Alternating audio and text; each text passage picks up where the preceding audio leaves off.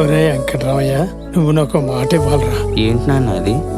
ఎన్ని కష్టాలు ఎదురైనా, ఎంత అవసరం వచ్చినా ఈ పొలం మాత్రం అమ్మకురా. అలాగే నాన్న.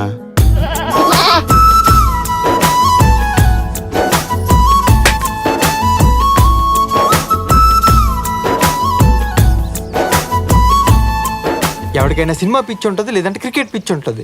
నీకు ఈ గరికపాటి పిచ్చేట్రా? మా గురువు గారు ఏం చెప్పినా నిజమే చెప్తారు కదా. మాట వినవాడినే కొడుకు అంటారు. నేను అమ్మాయి 2 సంవత్సరాల నుంచి ప్రేమించుకుంటున్నాను నాన్న. చెప్పిన మాట విన్నట్టు నటించేదాన్ని కూతురు అంటారమ్మా, పెద్ద తేడా లేదు.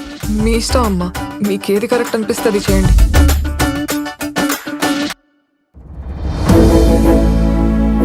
నేను కొడుకును కదా, వాళ్ళేనా నీ పిల్లలు? మురళి, ఏంట్రా మాటలు నాన్నతో? వెంకట్రామయ్య కూతురా, ఆడి దగ్గరే ఉందిరా. మీకు ఆయనలో 3 ఆడపిల్లలుంటే తెలుస్తుంది. పిల్లలెవరికి నేను ఏమీ చేయలేకపోయా.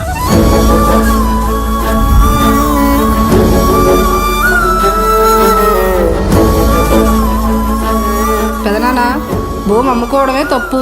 అమ్మడానికి సిద్ధపడిన తర్వాత అదైతే ఏంటి, ఇదైతే ఏంటి? ఈ చెట్టు కింద కూర్చుంటే మా నాన్న నా పక్కనే ఉన్నట్టుంటుంది.